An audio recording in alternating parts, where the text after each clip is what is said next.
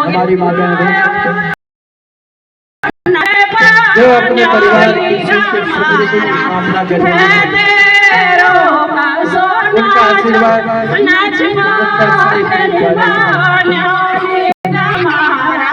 हर वर्ष की तरह इस 18वें वर्ष में जो हमारे इस महोत्सव का